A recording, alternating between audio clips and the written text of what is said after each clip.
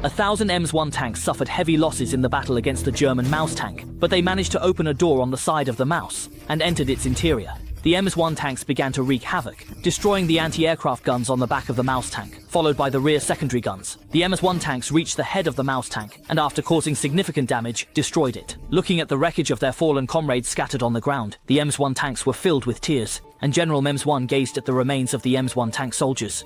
He felt something was off, and looked down. The big tree and MS-1 soldiers seemed small. German Maus tanks charged at him. General MS-1 realized he had grown larger, and charged at the Maus tanks. A battle erupted, with the giant MS-1 crushing 2 Maus tanks. The Maus tanks fired back, but their shells deflected. The giant MS-1 counterattacked. Suddenly, General MS-1 woke up. It was a dream. He hadn't grown larger. He called his aide, saying the Soviet Union needed monster tanks. A fierce battle broke out. 2 Maus tanks were crushed and destroyed by the giant MS-I. The Maus tanks fired back one after another.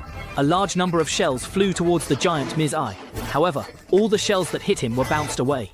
The Maus tanks continued to rush to attack him. Looking at the Maus tanks destroyed by the rebounding shells, the giant MS-I was very proud and started to fight back. The giant MS-1 continued to advance, charging at the Maus tanks, destroying a large number of German Maus tanks with 3 consecutive shots. Suddenly, General MS-1 woke up from his dream. It had all been a dream. He hadn't actually grown larger. Looking at the wreckage of tanks scattered around and the distant Maus tank, he called over his aide and told him that the Soviet Union needed monster tanks. The surviving MS-1 tanks gathered around and, following the general's orders, began working in the Soviet factory. The blueprints for the monster tank were designed, and they aimed to produce a tank called the KV44. The 3 surviving MS-1 tanks collected the remains of their fallen brothers and worked together to push them into the steel furnace. Then, the 3 MS-1 tanks filled the furnace below with coal, igniting the fire, and starting to melt the metal inside. The MS-1 tanks watched as, over time, all the wreckage of the MS-1 tanks melted down into a metallic solution.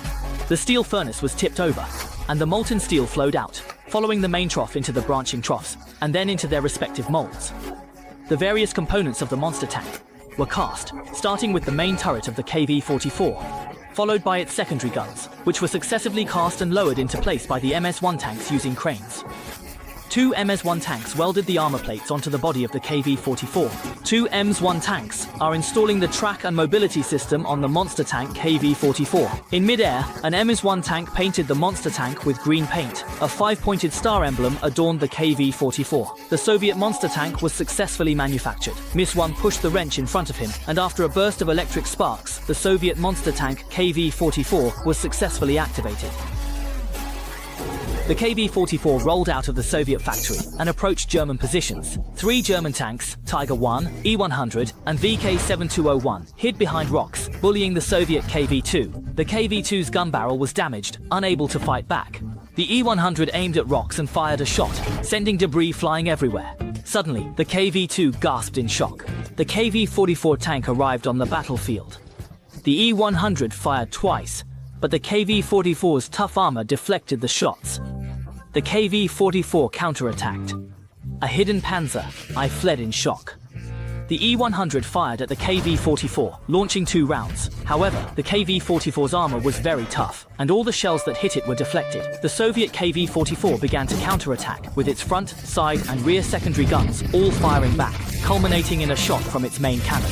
The KV2 watched as the 3 German tanks that had bullied it were reduced to nothing but dust. A German panzer hidden in the bushes was taken by surprise, and quickly fled the scene.